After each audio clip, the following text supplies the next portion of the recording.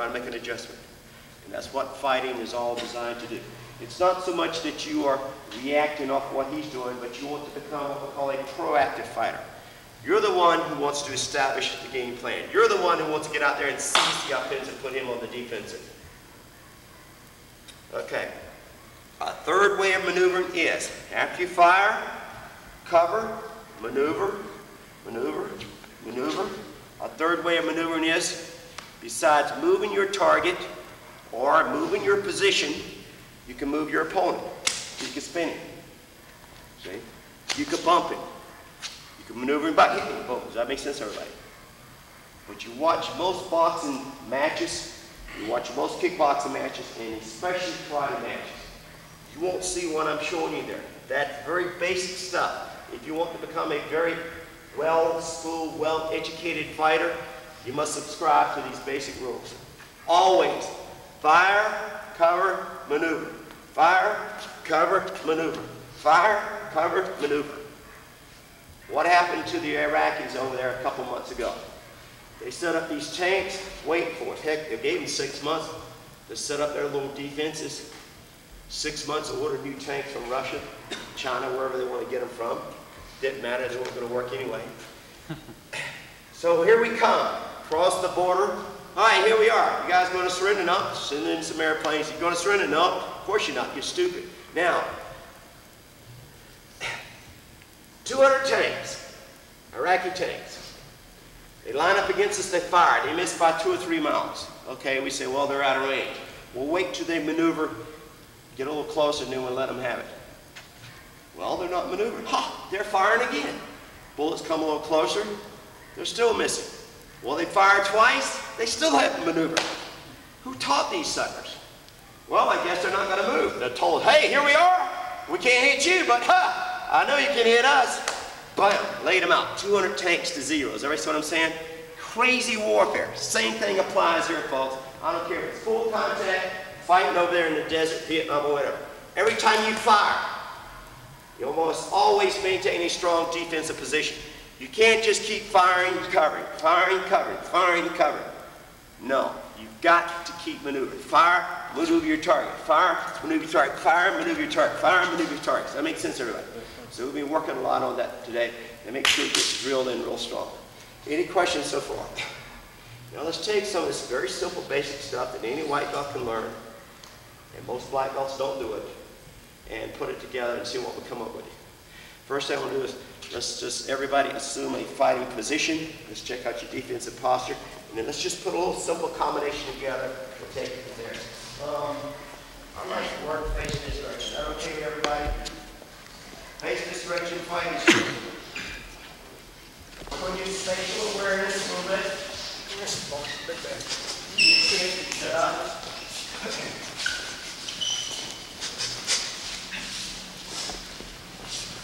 Strong defensive posture at all times. Keep those hands up.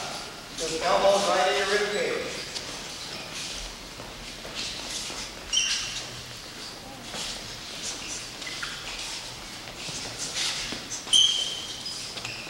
Okay, number 1. What's the one thing all great fighters have? Is it speed? No. Power? No. Experience? No. Well, we know they've all got good decision-making skills. The first thing you've got to do out there in a fight game is you've got to know when to move, when to fire. You've got to make a decision based on your choices available to you, when to do that. And you've got to be able to have the courage, the will, the power to execute after you make that decision. A lot of people know all about fighting. All the knowledge of the world floats around up there in their head. But they lack the courage, they lack the heart to get out there and actually execute. They freeze up. A lot of people got all the guts in the world. Real trigger action. Done from everybody's trigger ball. They're stupid. They don't know what to do. They can't make decisive decisions. You see what I'm saying? You need both.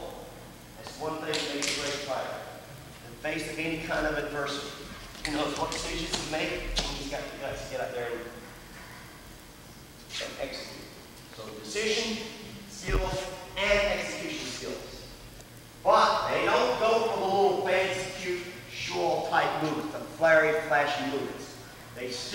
good, strong, incredible basics.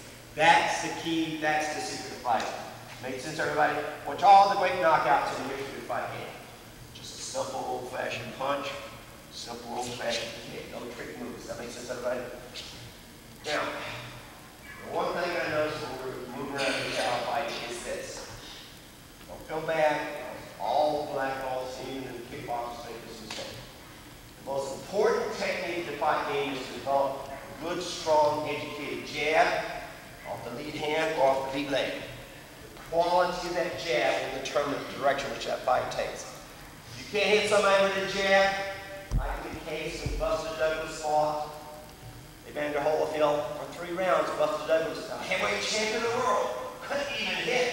There's a little beefed up light heavyweight with a jab. But after the first round, I said, are you kidding me? He's heavyweight champion world king, and let it jam? He's due.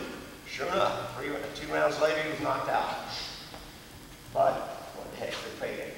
Now, I notice most of you jabbing is like this. Watch. His arm goes out. Just about the time he gets there, don't stop. The elbow locks up. Does everybody see my elbow still bent?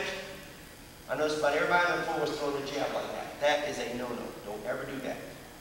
Always let that punch go all the way out straight. Does that make sense, everybody? If you're hitting the heavy bag, we're just going to have a heavy bag here. Watch. If you're hitting the heavy bag, don't step in hitting the heavy bag like that. Does everybody see my arm is bent? That's a no-no. The power of your punch is on the last 2, 3, 4 inches. The last 2, 3, 4 inches. Right out there. Does everybody see what I mean? That's where you want to hit the guy, not here. Does that make sense, everybody? So never stand and bang a bag like this. Unless you're doing stamina drills. You're going boom, boom, boom, boom, boom, boom, non-stop. Got me? So now watch. On this jab, I want you to step in. Always step in on the jab and straighten that arm all the way out. You straighten it out properly, watch. Point this shoulder right at your opponent. Point it right at your opponent. Square off, facing you. Point that shoulder straight at your opponent. Put this hand up. Chin down just a little bit. Put your hand up. Arm straight up and down. Now step in. Stick that arm all the way out straight. All the way out straight. Turn the fist over. Turn it over. Don't place it over. Turn it over like that. Now pull it back. Relax. Now watch. I see boxers throwing, kickboxers throwing a jab like this. Everybody see that jab? That's incorrect. See that gap between my shoulder and my chin right here? Everybody see that? He can throw a right hand straight over the top or a heel kick straight over the top nail. When this jab goes out, watch the shoulder. The shoulder's properly positioned. It automatically comes right up and protects the side of my jaw. See it touching the jaw there? Does everybody see there's no gap? There's no daylight in there? Don't lay your head down on it. Don't lie your head down on it. Just stick it out straight. Now I want you to work on that for a little bit. Watch. Position. Step straight in with your arm. Go all the way out straight and snap straight. Back out. Snap straight. Back out. Stretch back out. Try it. 2 times. There you go. Leave that shoulder. Protect that jaw.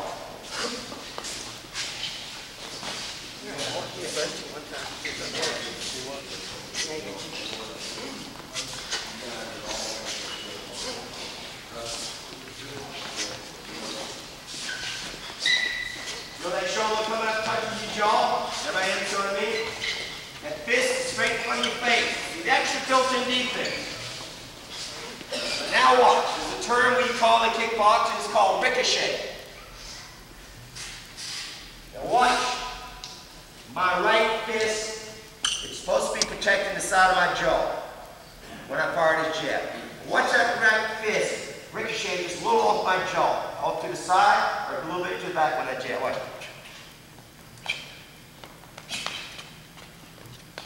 Everybody see me? Everybody see a little ricochet? That's a move. But I see guys even sell these videotapes, teaching this stuff, doing that nonsense on these tapes. Ridiculous. A lot of garbage out there. Let's get rid of it. No ricochet this time, all right? Does that make sense, all right? I mean, this is a simple punch. The worst ricochet habit I see is when people start throwing a right cross, and that left hand ricochets off over here. And when they throw the left hook, watch my right hand. See the right hand ricochet back? That's a no-no. Bad trouble. What this simply means, that person is not a very well-schooled boxer or kickboxer. Makes sense, everybody? All right, let's try it. Get rid of the ricochet. Is it okay if I take time to pinpoint these little things? So I don't want you to go back to your school and keep doing these bad habits. I don't want you to go working on a heavy bag and continue the bad habits. I don't want you to stand in front of your trainer with focus pads and continue the bad habits. Because if you do, what's going to happen when you stand in front of an opponent? Somebody's got that eye like my eye, and he sits there and he spots sometimes. He's like, shh. Look at this guy when he jabs. His hand ricochets off here, there's a big gap over here, his chin's up. He doesn't straighten his arm out, he doesn't penetrate well, he doesn't snap the punch. So it's what I mean? I got somebody I can knock out. Nobody has to set a point. And when you fight in the ring, like you guys will grow up being fighters, right? When you fight in the ring, you're not just fighting this guy. You're not just fighting his set of eyes. He's got 3 people over in his corner. He's got 3 more sets of eyes. All of them, eyes just like mine, and they're sitting there looking at you and picking you apart. And when he comes back to the corner, they don't tell him, hey, the guy's right hand when he jabs, ricochets off to the side. That right hand starts ricocheting off to the side. Scruff gets me. When he throws the jab, that right hand ricochets, what does that tell you? He's wide open for what? When he jabs, you slip, boom! Little hook right in there. When he jabs, lean back. Now what can you do? Stick that the left round kick right up there. Is that what I mean? It only takes 1 punch in the fight, 1 kick in the fight. All right, position again. I just want you to do this. You just want to step around a little bit. I don't want you dancing. Just want to step around a little bit, shuffle a little bit, little spring step. And once in a while, just step into the jab. Step around, step in. Sometimes you jab right by right hand. You're protecting the front of my chin. Sometimes when you jab, you keep it off to the side. He's got a good counter right hand, I'm going to keep it in front of me. He's a good hooker, I'm going to keep it over the side. Does that make sense, everybody? Most boxing schools will teach you when you jab to keep this hand straight in front of your face. I prefer this because when I come in, I like that. Keep it like that. So I got the idea. But it seems like most kickboxers these days fight like these Europeans. It comes straight in like this. Or like porn fights. That stick nonsense. All right, position, please. You laugh at my style. Look at this big guy calling me sir. How much you weigh? Now, next time somebody asks you how much you weigh, don't say 230. I always round it off by like 232 and a quarter. Why? You ever notice this? Have you ever noticed about hand weights? You ask them, what's your best fight weight? Oh, 230, 235. You know, like, what is it? Is it 230? Is it 235? You ask some little guy, what's your best fight weight? 132 and a quarter. I mean, they got it right down to a quarter of a pound. I asked the boxing coach about that the other day. But it's true.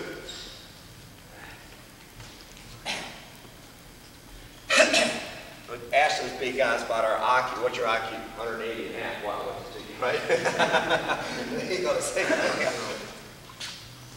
Did you see what I put in that magazine? You haven't seen it. I said something like, if you're not 6 foot, 200 pounds or more, then you don't go out to fight. Did you see that? Put it in there. Shit, I can't believe I put that in there. But that's the way I used to feel. And if you were under 200 pounds, you're under 6 foot, you don't know how to fight. That's called arrogance, isn't it? But then I discovered most people are like these, you know. All right, position again. Let's try it now. All right, now watch. Just kind of move around a little bit. Now, watch one of the reasons we're moving. All right, now stop. There's a list of cardinal rules in the fight game. Cardinal rules. What the first cardinal rule in the fight game is, don't get what? Hit. Don't get hit. It's the easiest way not to get hit. Always deny your opponent access to that target. So if you're standing still, it's easy for him to get set up and nail you, right? But if you're moving just a little bit, you don't have to be doing anything fancy. Just keep changing the distance, change the alignment a little bit. So you just keep forcing him to set up. Everybody see? Everybody see? So, try that. Just move just a little bit, just a little bit, just a little bit, like you dance around a little bit. All right, you try that jab the way I showed you. Well, with a good, strong, educated jab. What's the purpose of this jab? Well, of course you're trying to hit it. You're trying to class the defense. You use it to penetrate, he's kicking and punching.